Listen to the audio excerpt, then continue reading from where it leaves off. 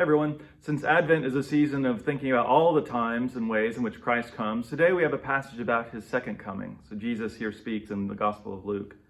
He says, "There will be signs in the sun, the moon, and the stars, and on the earth distress among nations, confused by the roaring of the sea and the waves. People will faint from fear and foreboding of what is coming upon the world, for the powers of the heavens will be shaken. They will see the Son of Man coming in a cloud with power and great glory.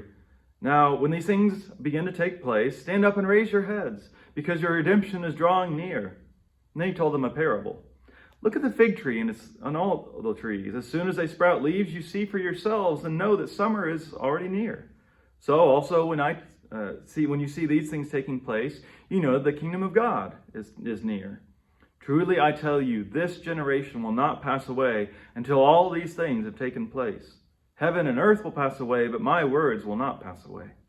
So be on guard, so that your hearts will not be weighed down with dissipation and drunkenness and the worries of this life, and that day catch you unexpectedly like a trap.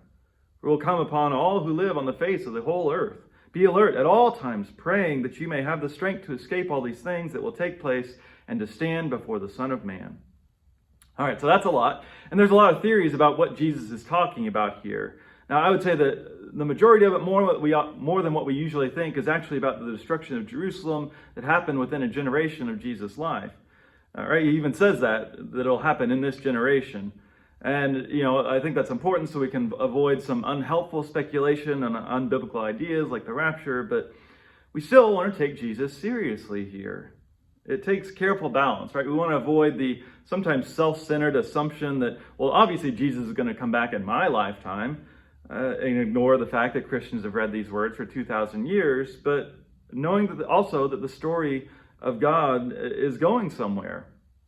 Sometimes it's easier to imagine the destruction of the world than the transformation of the world. Honestly, to me, a lot of days, it feels like humanity's kind of a bust, and we should just give it up. But our call is to believe in and participate in this transformation that God is working out, to not sit back and just fall asleep until God fixes everything for us. So Jesus says, wake up! See what needs to be done in the world right now. The Master has given you a job to do, and that job matters. We're not just rearranging deck chairs on the Titanic, as they say. We have a call to take care of this world, to work for justice and peace in the name of Christ. Because you never know when Christ might show up.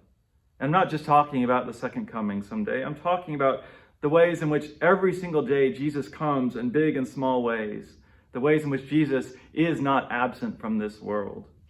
So, if you want to see him, you can't close your eyes. Instead, open them to the kingdom of God that is at hand right here, right now.